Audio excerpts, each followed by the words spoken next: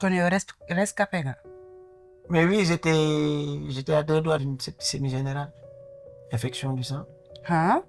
waaw. amoon nga yaakaar ni di nga wér bi la loolu dalee. waaw parce que moom gëm naa yàlla en fait mais à un moment donné effectivement j'ai eu peur.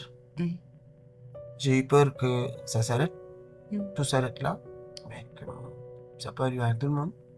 que bu nga dund yenn yi mais bi ma génnee ci feebar boobu noonu je suis devenu une autre personne. non Sénégal moom mënoo wax lépp fii dëkk bi dafa doy waar. am na ñuy gëm am na ñu gëmul am na ñu dund am na ñu dundul man maa gënoon a cartésien kaa ñu cartésien. mais y a des réalités dans ce pays.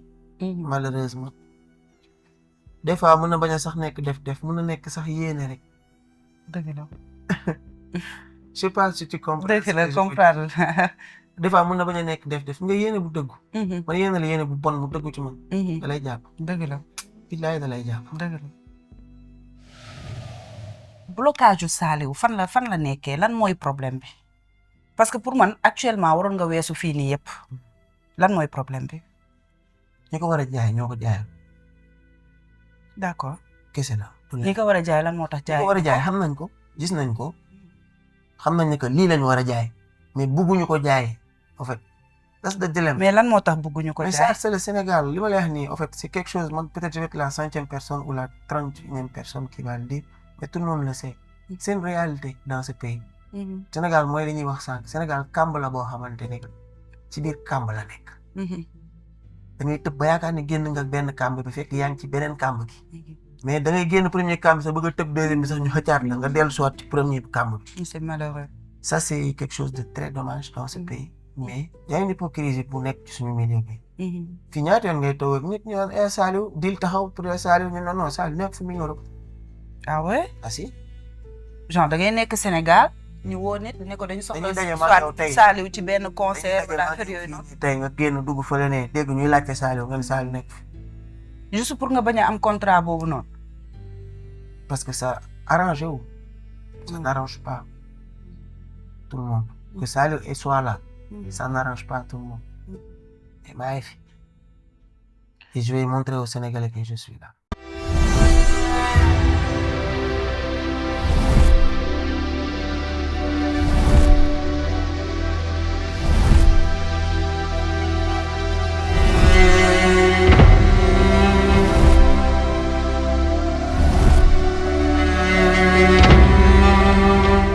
salaamaaleykum chers téléspectateurs alors comme ni may ñëwee saa su nekk dama leen di nuyu di leen ziar di leen wax ni que namoon naa leen ñu ñëwaat tey ci seen beneen numéro le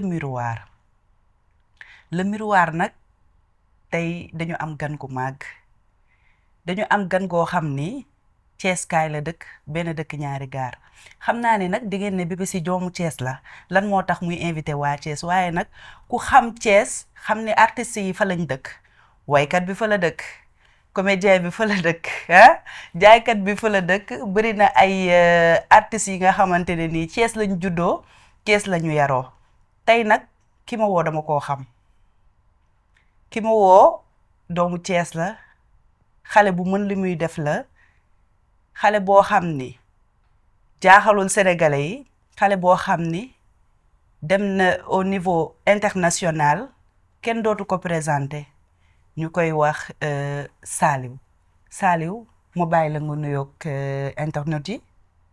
salaamaaleykum bébé salaamaaleykum internet yi salaamaaleykum les sénégalais maa ngi lay di siyaar di kontaan di am mbégte aussi ñëw ci émission bi. merci beaucoup Saliou alors comme ni ma koy waxee samay invité saa su ne rek ñun suñu émission dafa am benn particularité maanaam tey question yi du ma ko yemale ci sama bopp dama lay bàyyi yow nga wax ma lan nga bëgg ñu waxtaanee ko su ko defee man itam dama lay wax ni la Saliou di laa bëgg ñu waxtaanee ko. waaw maa ngi yow moom xam naa ne li ñu war a wax bëri na torop ndax dama laa war a yàq. D'accord. Bah, pour parler de man, peut-être on va parler de mes débuts. C'est très important parce que moi raconter sama histoire. On va parler aussi de mon parcours bi ma def à Thiès et à Dakar, parce que je suis venu à Dakar tardivement. Et on va parler aussi peut-être des galères yi nga xamante ne am naa ko ci dëkk bii nii avant de devenir ce que je suis aujourd'hui. D'accord. D'accord. Donc tout d'abord, dama lay bàyyi nga wax ñu un peu kan mooy Saliou. Waaw, Saliou, c'est un artiste thiessois, né à Thiès, grandi à Thiès. J'ai fait tous mes études à Thiès. J'ai commencé avec le théâtre, j'ai fréquenté, j'ai fait du one-man show, imitateur, tout ça, avant même d'être un chanteur. Donc je me suis rendu compte trop tard que je suis un chanteur, auteur-compositeur défini. Avant, j'étais juste un interprète. Et Saliou, c'est juste un artiste, chanteur sénégalais qui a envie de conquérir le monde. Si je veux su ma bëggee résumer sama voilà. Ah macha allah am na solo donc Saliou est-ce que mën nga ñëw tuuti ci sa ay début yomboon na wala yombul woon naka la demee woon bi ngay doog a commencer musique. Alors le début c'était très très compliqué parce que au début bi may commencer di def musique, enfin je fréquentais un peu les studios. Mais même avant les studios, je commençais à fréquenter des vieux salseros de Thiès. Et ñoom Père Makoussi, tout ça. Père Bassar, la maman de Massané, Tata Françoise. C'était mes débuts. Parce qu'avant leur imitation laa doon def. Di fréquenter ci Fosco yi di ñëw def one-man show, imiter Anta Codou Sène, tu vois. Ndeye Mandiaga, tout ça, gars yi reetaan. Mais est-ce que si imitation Yandé Codou boobu la ñu waroon a ibbee émission bi tamit Saliou parce que boobu nit ñi xam nañ ni que voilà sa carte d'identité la mun naa ne ah. Oui dama nekk Saliou Yandé Codou lañ ma doon woowee Thiès. nekkoon c'était une identité pour moi. Et j'ai commencé avec faire boobu noonu pendant un moment. Je savais même pas que loolu laa bëggoon def sama musique laa bëggoon def parce que c'était juste passionnant. D'accord. Pour man affaire bu ma neex la woon ma koy def di reetaan loolu nit ñi di ree ça me faisait plaisir. Après je me suis rendu compte que c'était pas ça affaire bu sérieux la. Il fallait que je me mette et boobu nag laa commencé di am ay galères parce que c'était pas facile ma bëgg a def musique bëgg a jàng en même temps. Donc au niveau de ma famille c'était compliqué. C'est compliqué. Sachant que je viens d'une famille très religieuse. Ouais. Donc c'était très très compliqué du ma la wax. waaw non man moom am naa lu ma jot a xam vu que sa papa moo jàngal primaire. Donc voilà. Donc c'était un combat. C'était un combat boo xamante ni que il fallait que ñëpp nangu. li ma bëgg a def. Donc c'était un combat boo xam ne il fallait que ma convaincre ñëpp ni que. li may def nii je suis le meilleur là-dessus donc mun leen ma ko tere. Mais moment boobu noonu naka nga def ba convaincre leen. Par la perfection parce que il fallait pas que ma yemamaay ci li may def. D'accord. su ma ci yemamaayoon damay bàyyi. parce que harcelé bi ma doon harcelé ñoom il fallait que ma nanguloo leen par force c'est-à-dire que il fallait que ñu dégg ma. ne non lii mënuñ ko bàyyi mu neen. Donc bi may nekk boy je me rappelle may ànd ak Paa di jouer Washington léegi tëj na sax c'était une boîte nekkoon Thiès de noonu ak Madiba. dama daan dem di def foofu di jouer sama papa dama daan bëgg mu ñëw au début. D'accord. je voulais Paa yi dañ ko doon ne ko noonu ñëwal nga xool sa doom ji quoi ba pare. balaa ngay wax parce que ma doon tere. bi mu ñëwee commencement bi mu njëkkee ñëw première fois bi xool il s'est rendu compte que boy bi li muy def nii c'est pas quelque chose suba may woy salsa di woy blues avec des vieux j'étais en classe de seconde. D'accord. Donc Paa bi ci la comprendre que ni y avait quelque chose de spécial. Commencé ma bàyyi man tamit après musique yi m'accompagner.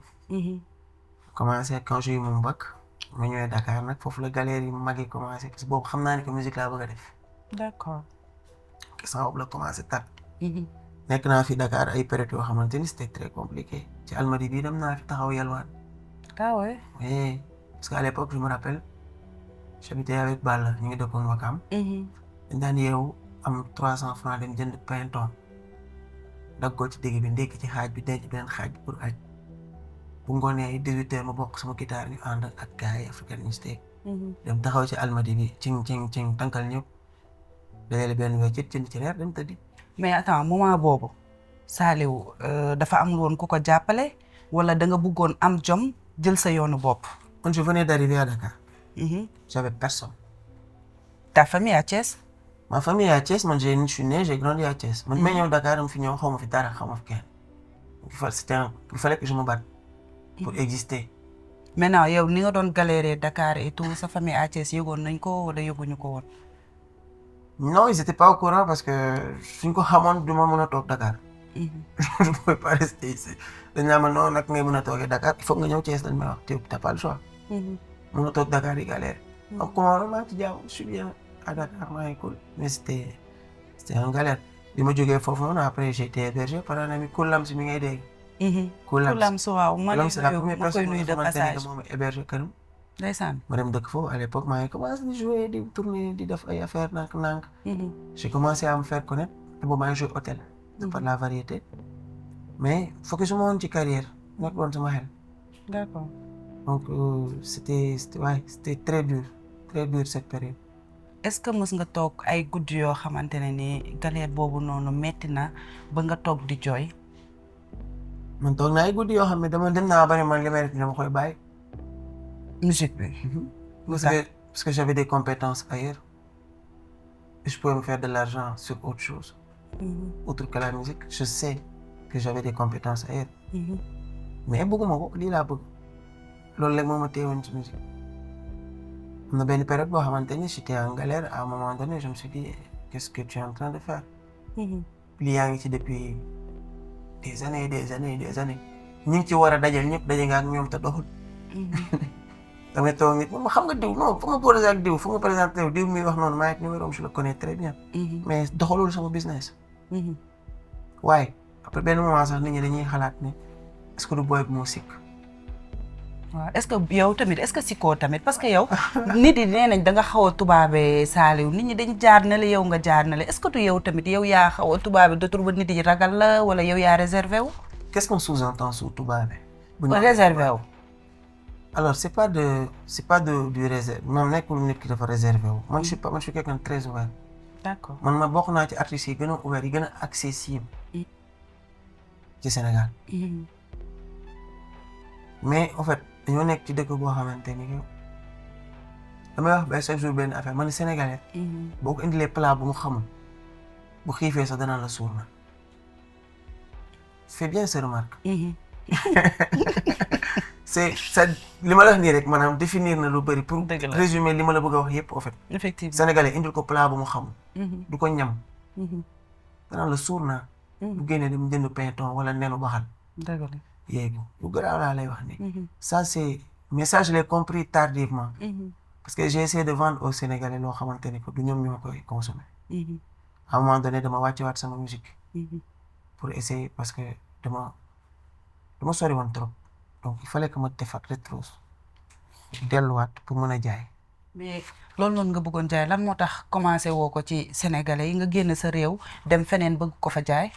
j'avais pas le choix man fii laa commencé dañ maa xamul woon rek. da nga commencé fii man j'ai fait The Voice. xamuñu la doxul après nga dem. waaw man fii laa njëkk a commencé musique bi may musique Sénégal avant may dem Europe. joué naa fi lu ne def naa fi ay corridor joué naa fi enfin j'ai fait les premières parties de Youssou Ndour def naa fi liggéey naa fi ak Wally Seck. le parcours a été très long avant que je parte. léegi ci sa parcours yooyu noonu yëpp ban moment la nit yi commencé xam Saliou ban moment la commencé tëll. man bu ma ñibbisiwaatee Sénégal la nit ñi commencé di bàyyi xel te bu ma ñibbisiwaatee il a fallu que ma liggéey 1 an. et quelques def ay quelques produits sortir quelques clips def benn projet génne ko et encore ça marchait pas il y a restreint public de mélomanes. boo xamante ni ñoom ñoo doon consommer loolu noonu. et eux-mêmes ils étaient surpris parce qu'ils se disent que mais pourquoi ça marche pas. parce que effectivement c'était compliqué ma doon sama projet yi ma doon liggéey yëpp. je travaillais seul musique demoon naa ba ñekk xaatu moon kenn lenn ci kenn. parce que j'ai trop attendu des gens et j'ai toujours été dessus. d'accord donc à un moment donné dama ñekk ma toog ne non xaaruma kenn damay liggéeyal sama bopp lu ma am jël. donc gars yi si je comprends bien dañ la doon woo di la jox ay promesses. genre mën nañ la ne Saliou boo ma toppee di nga nangam di nga nangam nga gëm leen donc ñooñu ñëpp seeni ay promesses c'est tombé à l'eau. non ma en fait xam nga lu may wax sax dama naan des fois sax nit ndeysaan yéeneem rek lay wax. xam nga dina gis Saliou gis affaire bu extraordinaire ci boy bi am ci vision bu sori. am yéene bi ñu ne la non boy lii la instant bi mu la koy wax lool la mais il a pas la capacité. malheureusement. il faut que juste qu'on ñu nangu ko gis nga c'est bien d'être visionnaire. mais c'est mieux d'être réaliste. je sais pas comprendre nga li mu bëgg a wax. c'est vrai. c'est bien d'être visionnaire. mais c'est mieux d'être réaliste. ci olof di naan wax tuuti job lu bari. waaw en fait man je suis quelqu'un boo xamante ne que am na benn niveau d'intellect boo xam ne boo ko amul sax mënuñoo liggéey en fait. on peut pas travailler ensemble. dëgg la. parce que je suis pas un mouton. bu ko naan kaay toog nii rek mu toog. non non non. dama lay laaj lu tax ma war a toog fi. soo ma ko tontuwul mënumaa toog. je fonctionne comme ça. noonu la ñu may j'ai un esprit très révolutionnaire. parce que je sais que je suis pas n'importe qui. donc je permets pas à n'importe qui de faire de moi n'importe qui. mais man Saliou dafa am lu ma jaaxal Saliou man xam naa la. Saliou world music ngay def donc ay tay gii nii yëpp man je me dis que ni yow yaa leen mën. te ñoom percé nañ ci seen ay dëkk et tout donc blocage yu Saliou fan la nekkee lan mooy problème bi parce que pour man actuellement waroon nga weesu fii nii yëpp lan mooy problème bi genre musique bi ngay def la wala c'est quoi le problème. ñi ko war a jaay ñoo ko jaayal. d'accord. kese la. ñi ko war a jaay lan moo tax jaay. ñi ko war a jaay xam nañ ko gis nañ ko. xam nañ ne que lii lañ war a jaay mais bugguñu ko jaay en fait. that's the dilemma. mais lan moo tax bëgguñu ko jaay. mais ça c'est le Sénégal li ma lay wax nii en fait c'est quelque chose man peut-être je vais être la 100e personne ou la 31e personne qui va le dire mais tout le monde le sait musuma taxaw ak nit wax ak moom mun la noonu loolu du dëgg. dana la mais noonu la demee mais personne n'en parle. c'est une réalité dans ce pays. Sénégal mooy li ñuy wax sànq Sénégal kàmb la boo xamante ne que ci biir kàmb la nekk. da ngay tëb ba yaakaar ne génn nga benn kàmb bi fekk yaa ngi ci beneen kàmb gi. non dañ day xëccaat. waaw mais dugalaat ci kàmb. non buñ la bàyyi woon sax yow sax nga mën a. nga war a génnaat. sax day yomb. doo génn. mais da ngay génn premier kàmb sax bëgg a tëb deuxième bi sax ñu xëccaat la nga dellu soit ci premier bi kàmb bi. c'est malheureux. ça c'est quelque chose de très dommage dans ce pays mais du ma wax sax du Sénégal kese ça existe un peu partout hein. Le Sénégal est juste dafa flagrant fii nii rek. dëgg la. mais y a une hypocrisie boo mbaax xamante ak monte moom foo dem di nga ko fa fekk ça moom c'est sûr. y a une hypocrisie bu nekk ci suñu milieu bi. fii ñaata yoon ngay toog ak nit ñu naan Saliou dil taxaw pour Saliou ñu non Saliou nekk fu mu Europe. ah ouais. ah si. genre da ngay nekk Sénégal ñu woo nit ne ko dañu soxla. dañuy daje ma yow tey Saliou ci benn concert wala affaire yooyu noonu. tey nga génn dugg fële ne dégg ñuy laajte Saliou nga ne Saliou nekk fi. juste pour nga bañ a am contrat boobu noonu. parce que ça arrange wu. ça n'arrange pas tout le monde. que Saliou soit là. ça n'arrange pas tout le monde. mais maa ngi fi. et je vais montrer aux Sénégalais que je suis là. waaye dafa jot. non yow xaaral tuuti li ci kanam raw li bët nañ doxaat tuuti rek mu xool. mais yow Saliou man dégg naa milieu bi li nga ci dund bëri na torop. Saliou dégg naa amoon nga benn événement boo waroon a tourner ba desul lu dul tourner nga jékki-jékki feebar nga feebar bu metti ba mu jaaxal ñëpp est-ce que mën nga revenir un peu ci loolu noonu. loolu ça fait yàggul ah ça fait un an et demi. un an et demi. à peu près. mën nga ñëw un peu ci feebar bi. feebar bi sama enfin je sais même pas comment parler de ça c'est quelque chose qui est venu très rapidement boobu maa ngi soog a génne sama projet. je venais de sortir Amina Yo génn def Diamond war a génn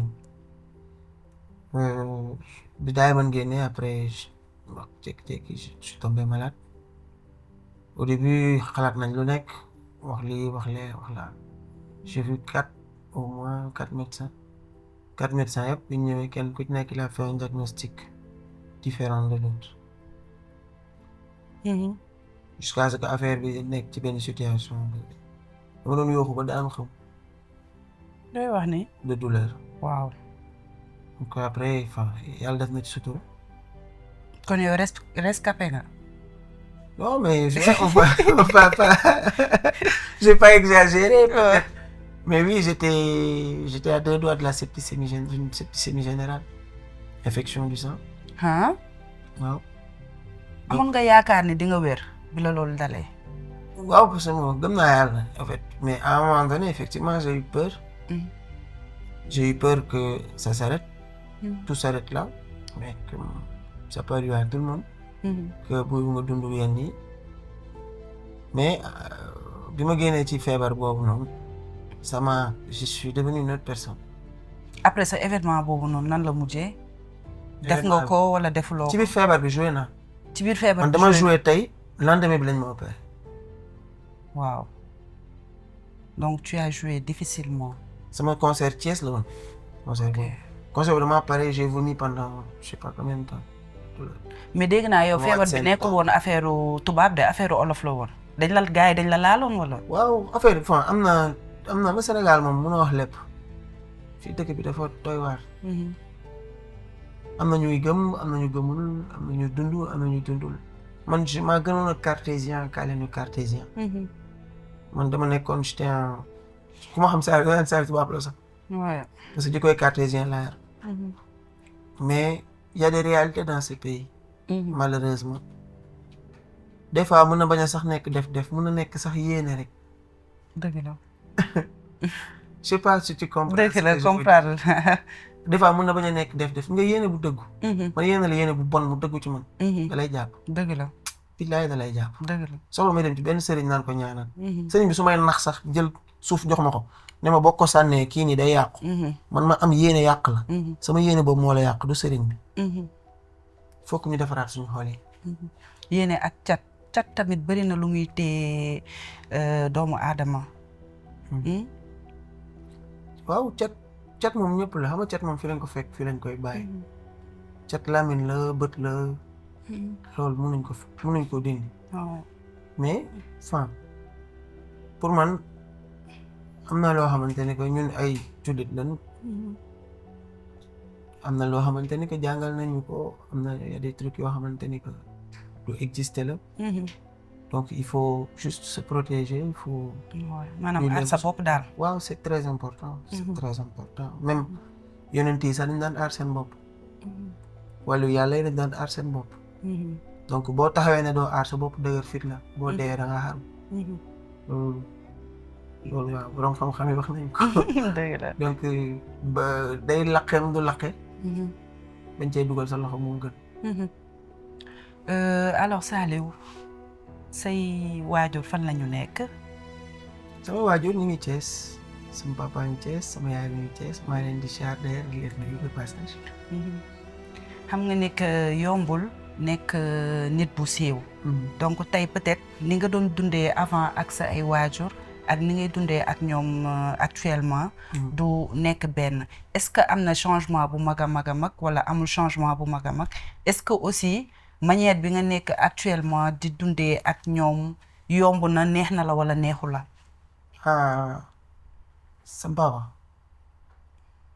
sama papa sax laa wax d'abord. sama papa mooy sama meilleur ami. oui lui il est adorable je l'aime beaucoup hein. sama papa c'est mon meilleur ami. quand je dis c'est mon meilleur ami c'est vraiment mon meilleur ami. c'est-à-dire que lu ma mënul wax kenn man mën naa ko wax sama papa. lu kenn mënul xam ci man sama papa nangu naa mu xam ko. ndeysaan. donc c'est mon complice il a tendance day wax souvent mu ne. il m'a cloné lay wax. mu ne je suis un deuxième lui maanaam moom nee na mbébétam li mu bëggoon. loolu laa doon. voilà yow dégg naa sa papa sax moo la daaka way. si man sama papa rajaskat la woon sama papa jàngkat la jàngkatu xasida la woon. d'accord. c'était un moom ma samba sama papa ñu doon ànd sama papa c'est man ci tante laa juddoo. ah Saliou nii nga mën a mel. suñu kër dafa amoon daayira. d'accord. donc j'ai grandi ci xasida yi j'ai grandi sikar laa njëkk a def. samba lu may dëbbee kuréelu Sam j'avais 5 ans.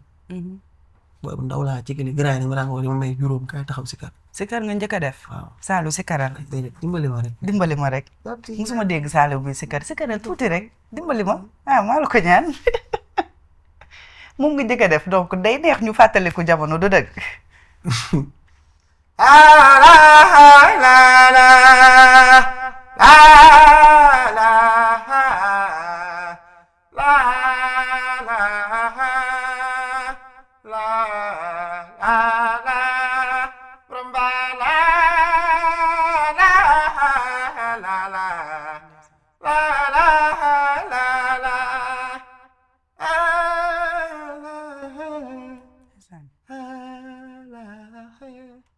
macha allah. macha allah. Ça me rappelle beaucoup de souvenirs. Ouais. ci loolu laa tàmbalee. te ba léegi dama koy def. chaque màggal su ma fekkee fi boo ñëwee sama dal Tuubaa. maa koy sikar. maa koy sampal ba mu neex. macha allah macha allah. alors Saliou am nga ay frères ay sœurs. si oui bonne relation nga am ak ñoom. waaw j'ai des frères j'ai des sœurs. ñoom ñëpp samay lonko la. sama frère yeeg Amadou. mooy sama grand frère bi nga xamante ni. Amadou xam naa Amadou moo nekkoon sa préféré mu sa xarit la. moom mooy sama taw papa. Dieynaba moom moo topp ci man Abdou Salam ci moom laa topp. Awali. Dieynaba man ak moom ñoo bokkoon classe. mais sama grand frère yi da ci am koo xamante ni Amadou Bousso. j'ai beaucoup appris de lui. mooy sama beneen grand frère aussi Pa Demba. boo xamante ni musicalement. moom il m'a forgé musicalement. parce que lui il était très polyvalent très variété. ay musique yi ma xam yu bëri moo tax ma xam ko UB40. tu vois il me faisait écouter beaucoup de musique. il s'appelait Zigribé. lañ daan wax Oldo Bo. bëggoon texte bëggoon écrire il aimait trop ça. Inch'Allah. mais sama personnalité. sama beneen grand frère moo ko defar Amadou moom moo defar sama personnalité parce que lui c'est le Baye Fall de la famille. ndeysaan. mooy ñu wax naan kooku wàllu na moom c'est. il est autre chose. parce que man xam naa ni ku ne. su ma gis nit ku mel noonu. donc c'est un idole pour moi c'est un papa sax laa koy woowee. ndeysaan sama mag la. ndeysaan. sama sister yi nag moom ñoom samay xarit lañ samay lokko lañ. d'accord Amadou sa frère boobu moom mi ngi fii wala mi ngi extérieur. mi ngi fii tous mes frères sont là tous mes frères et sœurs ils sont au Sénégal. tey boo doon jox Amadou message. wala nga bëgg am loo exprimer loo ko wax lan nga koy wax. Bouz kooku xam na lépp kooku lu ma wax kooku sama papa la déggoo li ma la wax c'est lui qui m'a forgé kooku mën ma ko fay moo tarbi. quand je dis moo tarbi lu baax lu ma xam moom ko xam. oui quand tu parles de lui je vois que tu l'aimes beaucoup. Amadou c'est enfin je peux pas dire cette personne mënuma wax loolu parce que c'est au-delà de ce que je pourrais expliquer. non mais vas-y ça pourrait lui faire plaisir. Bouz c'est autre chose kooku. c'est-à-dire. maam xam nga naa ko mën a expliquer xam nga nit dina baax. nit dina yeewan nit dina am ay qualités yu baax ay caractère. mais fam na ñoo xam ne ay dof lañ. ñaan majjaan. yonent yi balaa ñu nekk yonent foog ñu wax leen majjaan foog ñu ne ñii ay dof lañ. kooku dof la. fam ni ñu mel noonu ay dof lañ. kon kooku mooy ni koo xamante ne tey. boo ko bëggoon defal sax xamoo loo koy defal ndax xamoo lu mu bëgg. maanaam moom bëggul lu bëri. yow tey nga ñëw yore ay milliards bëgg ko defal yor booy defal ñëpp da nga koy fàtte moom. ndeysaan. ndax da nga naan kii bëggul daal. ndeysaan. c'est très rare des personnes comme ça. ouais. et j'ai beaucoup appris de lui nag. énormément.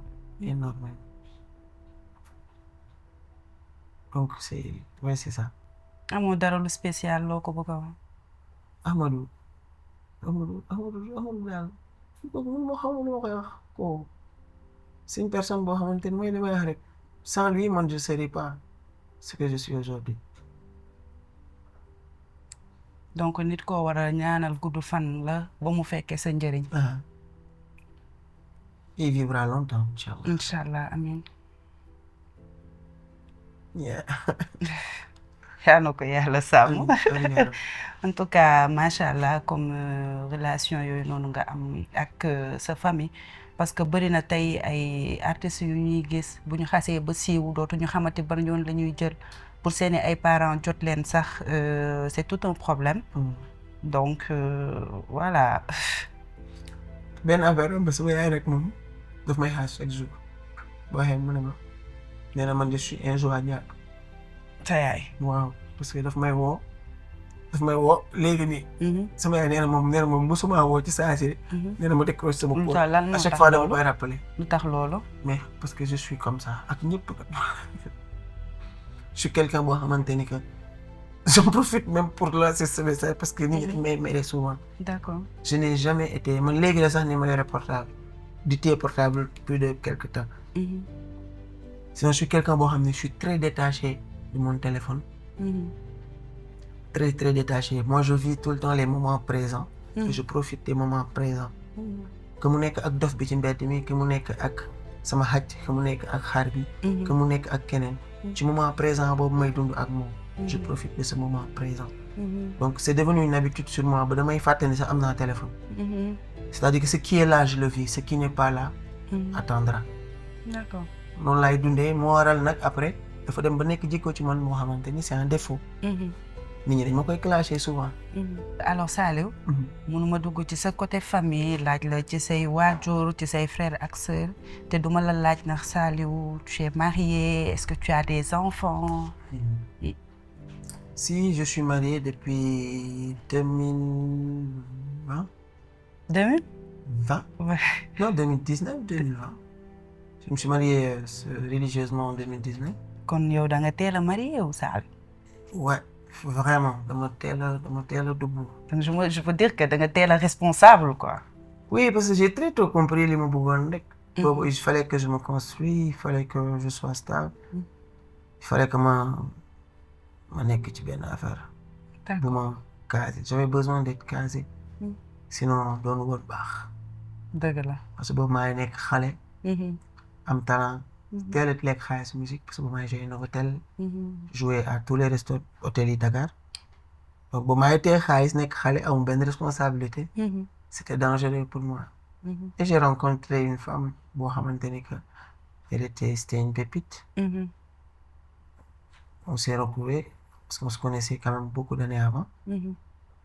ñu dajewaat yàlla def mu nekk célibataire mu nekk célibataire. on s'est mis ensemble et on s'est mariés. et depuis ça fait 6 ans qu'on est ensemble. macha allah. mais on n'a pas d'enfant. nit ku ñuul nga marié wala nit ku weex.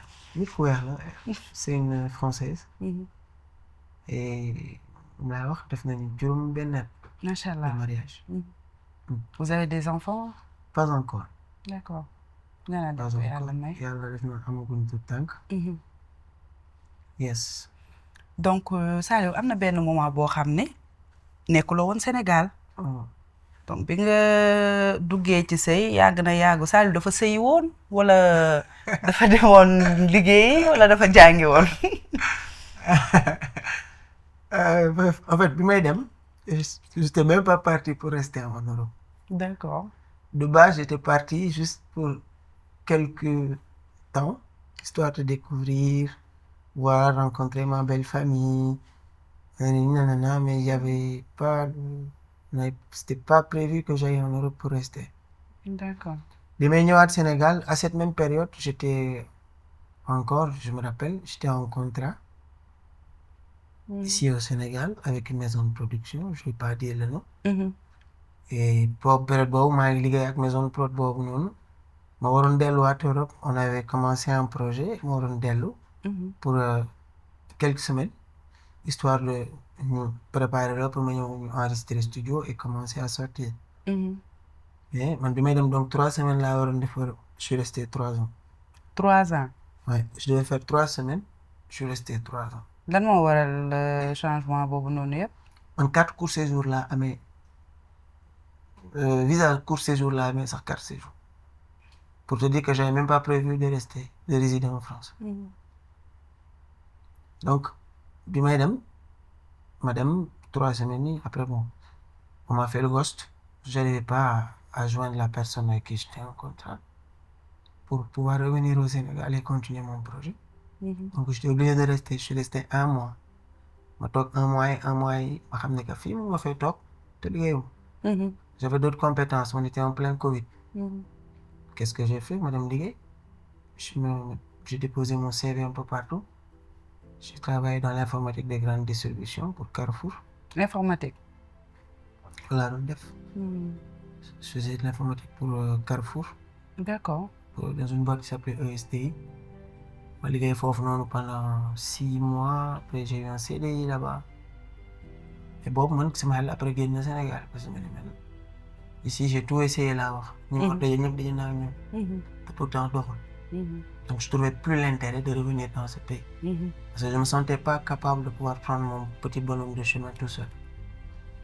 Je suis resté. Mais je l'ai pas regretté parce que j'ai réussi à construire une vie en dehors de la musique. J'ai réussi à me construire sans la musique. Parce que j'ai compris que j'étais capable de me faire sans passer par ça. Donc c'était un exploit pour moi, c'était énorme. J'ai fait 6 mois, j'ai eu mon CDI, j'ai fait un prêt, j'ai acheté une maison, j'ai fait... T'as acheté une maison où? En Europe. En Europe? D'accord. Que j'ai réfectionné, après ñu jaayaat ko, man sama jabar, tout ça, après on est reparti. On est revenu au Sénégal. J'ai tout revendu, tout ce que j'avais, parce que du jour au lendemain, je me suis rendu compte que je commençais... Après les 3 ans, ngeen ñëwaat Sénégal. waaw. Boobu je me rendais compte que je commençais à me noyer artistiquement. Parce que j'avais plus ce peps-là, ce truc-là, puis artistique quoi, je l'avais plus. léegi loolu moom moo la indiwaat J'étais Sénégal. trop dans le train de vie maison boulot dodo. Enfin, genre fin du mois tu as ton salaire, tu gères si xam nga ñaata ngay am. yónnee ba mère gérer ndataay tu vois. J'étais trop dans le cadre de vie quotidienne lambda. C'est pas moi. J'avais plus d'étincelle. looloo tax ma xëy suba dagg action. Donc actuellement mën nañ ne Saliou parewul pour delluwaat extérieur liggéey foofu noonu toog foofu noonu basé wu foofu. instant bi j'ai besoin de conquérir ce pays d'abord. foog ma téye fii Sénégal. Sénégalais foog ñu xam la ñu yor ba pare balaa may dem di ko jaay ñeneen. C'est ça mon combat en ce moment. D'accord mais tu penses pas que ni dem ñëwaat bi vu que tubaab nga nekk di sëyal après affaire bi du la indil ay quelques soucis ou quelque chose comme ça. Si comme li ñuy wax Sénégal ñu ne booy sëy ak tubaab nga. non. Sénégalais. booy sëy ak tubaab rek tubaab la. mënu ci dara les gens ils vont toujours te regarder de ce pays. mais sans que dañu wax question boobu mais je t'ai posé la question ma ni qu'est-ce que on sous-entend sur tubaab. tu sais dañoo jël descente dañoo ne mu jógee lu baax lépp dañ ko jël jox ko tubaab. dëgg la. nit ki bu ponctuel ñu ne tubaab la. nga sañse bu rafet ñu ne sañse tubaab la. bu éloquent wee ñu ne tubaab la. ouais. il faut arrêter ça en fait. Ça les appartient pas. Ça nous appartient ñun ñoo moom éloquence ñun ñoo moom classe ñun ñoo moom rhétorisme ñun ñoo am loolu. c'est nous. faut qu'on arrête de ko jox ñeneen parce que c'est comme si nous tu vois man je suis un Sénégalais pur et dur fii laa juddoo woy naa mbapat woy naa tànn beer woy naa xew woy naa lépp mais je suis allé découvrir le monde et j'ai grandi ñu ne ki dul màgg mooy ki nga xamante ni dof la parce que il est pas conscient de ce qu'il a voilà maanaam nit ki chaque jour da ngay jàng et quand tu apprends et que tu n'appliques pas amul sens. dëgg la. xam naa li yëpp mais appliqué wu ma ko. amul sens. tu vois. moi si j'ai appris de par quelque chose après dama koy appliquer. pour ñu ne ah kii kat li mu jàng fii nii li mu dem fii wala li mu def fii moo waral muy melokaanoo nii. dëgg la c'est important.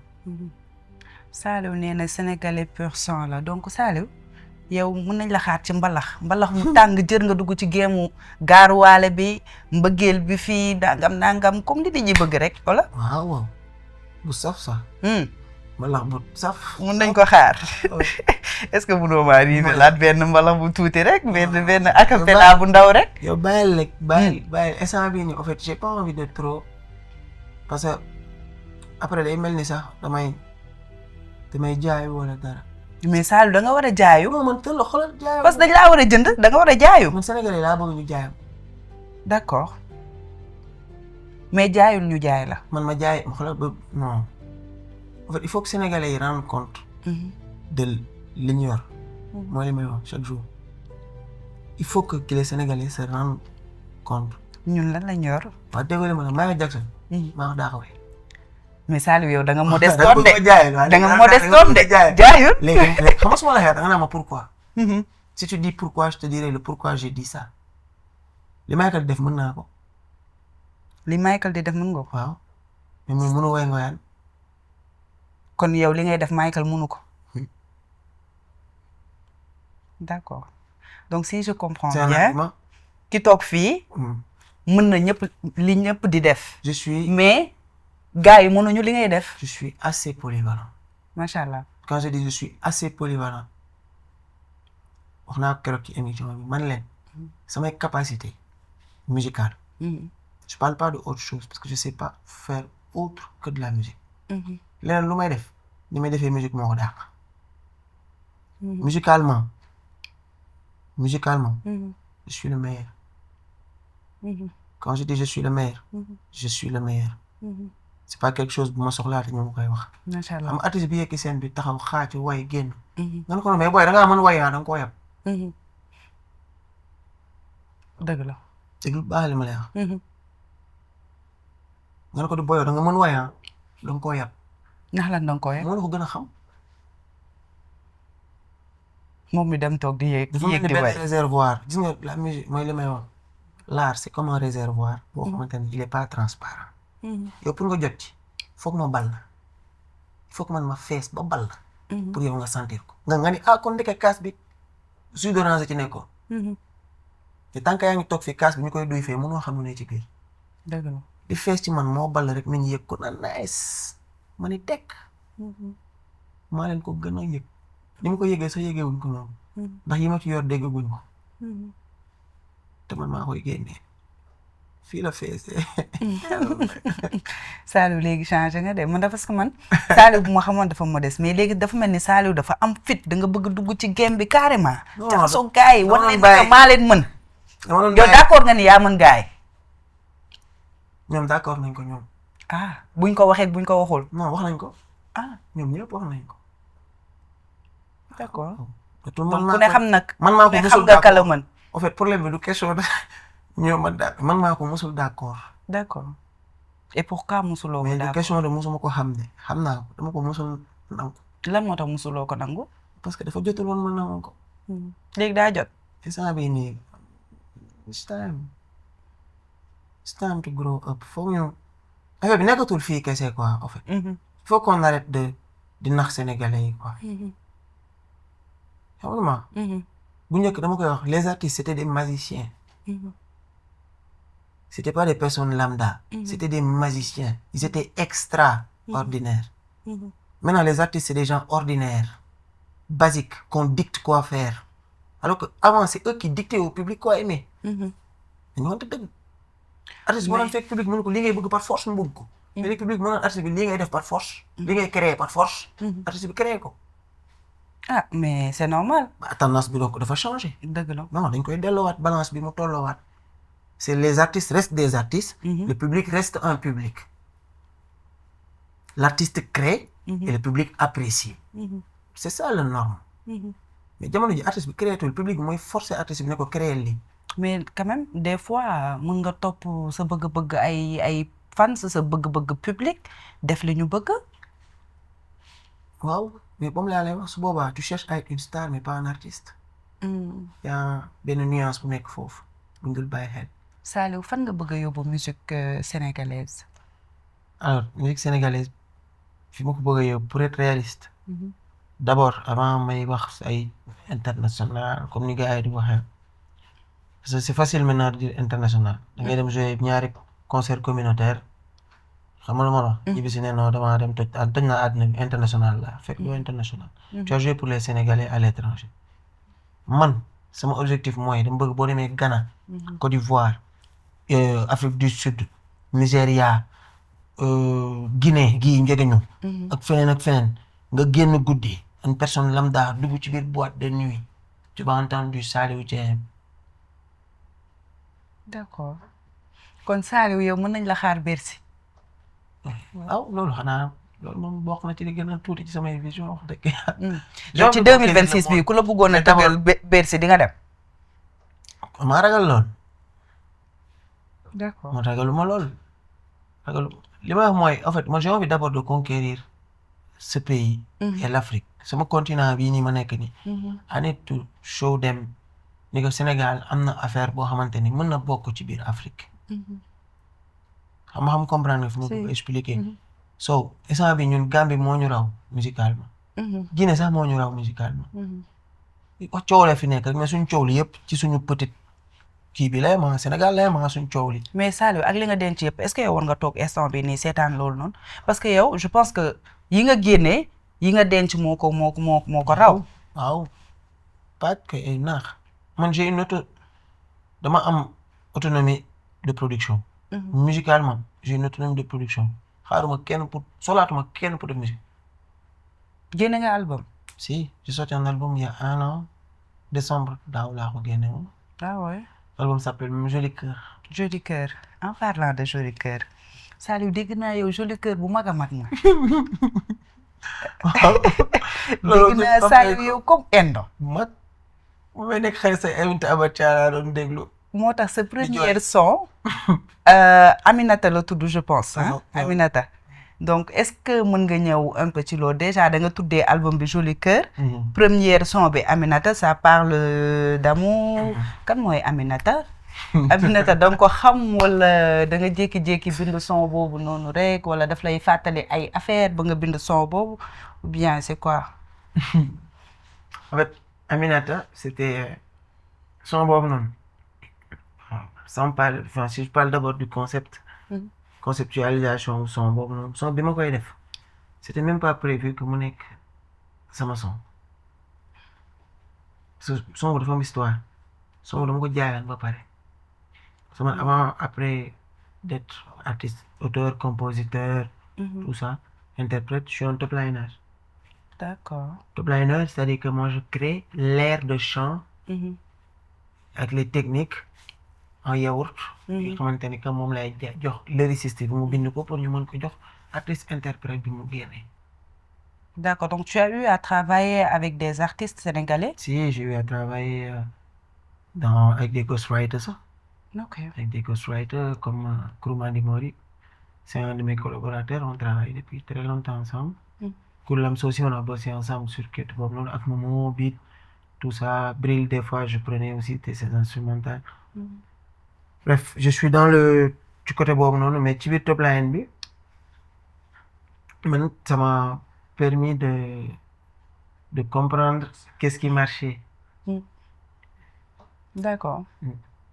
D'accord, donc Aminata bi histoire bi tamit mënuloo ñu si ñamal tuuti lan moo la inspiré. Si, je vais dire en fait Amina li may woy Amina yow xawma sax boobu xawma sax ku tudd Amina yow. Mais c'est une chanson c'est un nom qui était dans mon cerveau. Il fallait que ça sorte. Et ça pouvait pas être un autre nom autre que ça. Parce que boobu mélodie bi Amina yoo rek la doon laaj. son bi bañ naa ko sax ba mu jógee pour mu wax Amina sax problème Amina yoo laa doon wax. Amina yoo. mais li nga wax ci son bi yëpp amul borom. Honnêtement bi ma koy bind c'était fictif. D'accord. C'était fictif, c'est quelque chose qui était dans mon cerveau. Saliou. tey mënuñu waxtaanee musique. te du ma tudd suñu papa du ma tudd suñu tonton. Youssou Ndour.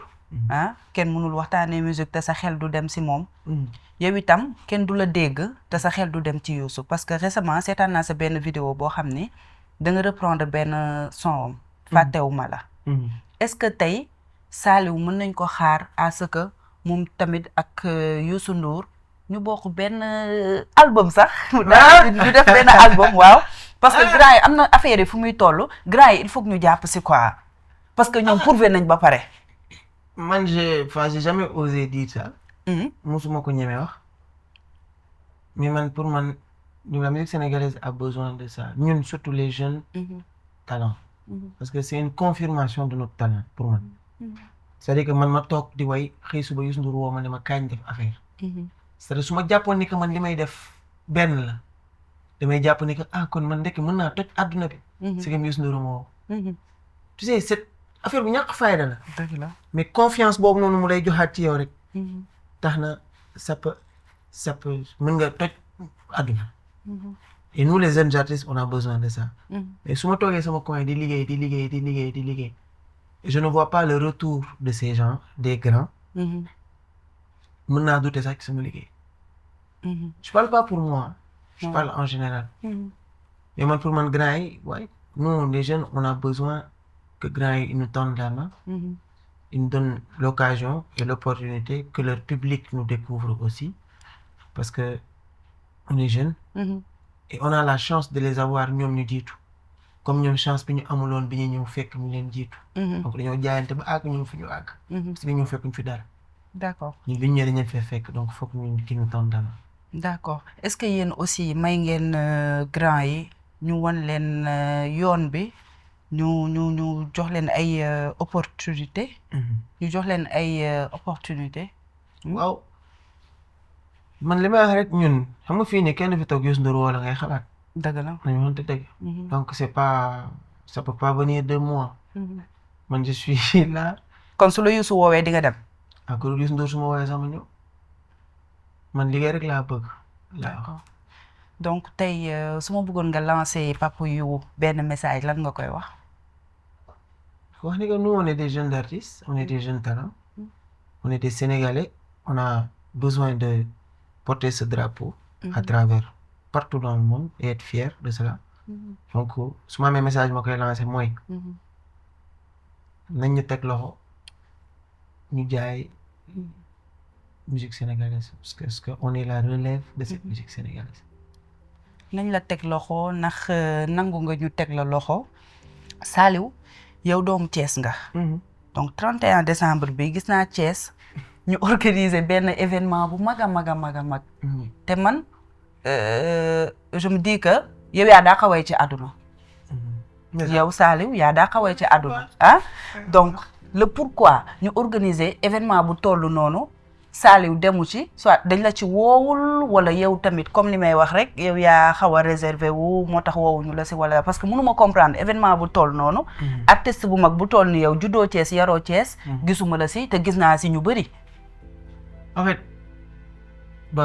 tout d'abord damay wax man je félicite d'abord. maire de Thiès parce que il est en train de faire un travail. Monsieur Babacar. waaw il est en train de faire un travail à respecter. mais pour man dama koy wax chaque jour lépp loo gis rek dafa am c'est pas lui qui va choisir qui doit être sur la scène ou pas. donc duñ ko blâmer rek.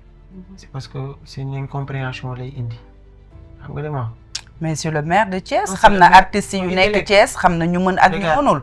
donc même bu fekkee ni que tey du moom mooy choisir bu événement amee xeram dafa war a dem ci Saliou parce que Saliou ak artiste bu mag la. si t'as un maire par exemple qui nekk Côte d'Ivoire par exemple c'est juste un exemple. si tu as un maire bu dul déglu musique. mu xam ki ñuy tànn day woo nit ne ko xoolal day xool koo xam ne tànnkat la mën na ko xoolal ma ñi ñu war a tànn.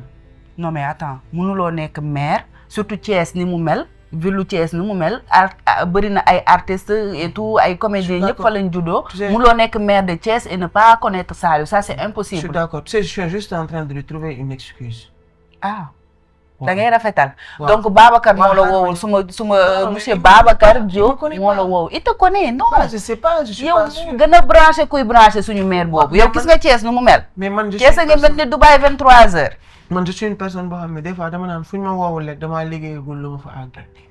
non liggéey nga loo fa àggee mais xam nga lan laa wax monsieur Babacar kii doomu Thiès la liggéey na luñ ko war a woowee daf ci war a bokk rafetal bi Saliou tamit pour lan la jaxasew ba leen nag mais damaa xam ne rafetal bi jaru ko parce que monsieur Babacar Diop nu mu branché man événement 31 dafa metti de parce que moi je t'attendais je pensais que ni di nga jouer vraiment la yow kese bébé même sur les réseaux boo duggee nga gis tous les Thiessois se sont plaints gis naa ni Thiessois ñu bëri dañ doon plaindre ñu bëri ñu ngi naan Saliou lan moo tax ñëwul alors ñu bàyyi ko xel beneen yoon parce que tey suñu doomu réew suñu doomu dëkk buñ ko jàppalewul kan moo koy jàppale donc ndimbal li fii la war a commencer monsieur le maire gis nañ liggéey bu am solo bi ngay nekk di def mais tamit dañoo am artiste bu mag a mag boo xam ne suñu dëkk la juddoo yaroo fa cosaanoo fa mën lu muy def tubaar fa kaala macha allah donc képp koo xam ne rek war nga ko war a mën a teg loxo war nga ci jàpp bu baax a baax parce que su demee ñun la demal turu Thiès la yóbbu turu Sénégal la yóbbu turu Afrique la yóbbu merci beaucoup monsieur Babacar Diop alors Saliou amoo dara lu spécial loo xam ni bëgg nga ko leeral internautes yi juste en fait damay conclure juste point boobu noonu rek avant que je revienne mooy que ni pour man Thiès gars yi li ñu war def xam nga mooy lan ils doivent restructurer maanaam l'administration culturelle de Thiès pour man xam nga lu tax ma wax loolu Thiès c'est une ville culturelle effectivement il y a beaucoup d'endroits yoo xamante ni que dafa nekk Thiès yoo xam dafa war a dund mais Thiès waaye wax lañ gën a mën que def honnêtement pourquoi je disais tout à l'heure que je respecte monsieur Babacar Diop parce que ci temps bu gàtt bi mu fi nekk j'ai regardé ma xool liggéey bi mu nekk di liggéey ci dëkk bi il a une très belle initiative mais dañ koy wax chaque jour Thiès dëkk bu am rab bu soxor la dëgg la boo ñëwee pour def lu baax dina fexe saa su nekk nu mu la yàqale dëkk bu neex a juddoo waaw naqaree dundee waaw mooy Thiès non dafa temps de métti la ku dëkk Thiès xam na bu baax li may wax donc mooy li may wax rek il faut que ñu auto-soutenir nous les Thiessois c'est hyper important benn bébé si bu toogee am benn affaire xalaat ne Saliou kat Thiessois la war naa ko mën a dugal ci lii woo ko dugal ko parce que buñ ko deful rek bu ñu dimbalantewul nous les Thiessois les choses ne se feront jamais effectivement il faut que Thiessois yi bàyyi di soxorante di je sais pas doo dem duma dem pourquoi affaire doo dem duma dem man tey demul nit ki wàññiwul ci sa dem dara nit ku nekk ak sa wërsëg suñu borom dafa bind te yemalewul mais xoolal Thiès dafa nekk ci ay gens nit yoo xamante ne dañoo waroon toj àdduna fenn ñii dañ leen ketal ñii feebar nañ ñii dee nañ yàlla ñu si yàlla musal doo comprendre mais est-ce que Saliou am na ay projet pour Thiès énormément de projets à Thiès Thiès va revivre culturellement man si j'ai l'occasion si on me donne l'opportunité j'ai beaucoup de choses dans ma tête nag mais est-ce que jotul tamit nga commencer def démarche yooyu noonu tamit parce que su nekkee ni que da nga am ay projet Thiès nga bind ko wala nga jàpp ko te waxtaanoo si ak nit yi wala defoo démarche yi war doo ko mës a réaliser da nga war a génn sa zone de confort pour man nga xaw a demalante ak gars yi teg sa ay projet comme tu dis Thiès dundaat ah c'est depuis quelques mois je suis retourné à Thiès dama dem dëkk ak Thiès d'accord j'ai repris un logement à Thiès dama nekk di defaraat j'ai monté mon studio à Thiès dama nekk di tegaat dara Thiès pour que au moins suñu ma nee fooy liggéeyee ma ni Thiès laay liggéeyee parce que j'ai envie de travailler dans ce pays là mais jaaruma ci kenn xaaruma kenn bi may def loolu je l'ai fait ak sama propre autonomie mais je me rends compte que Thiès mooy dëkk boo xamante ni il faut que ñu jël li ñu yor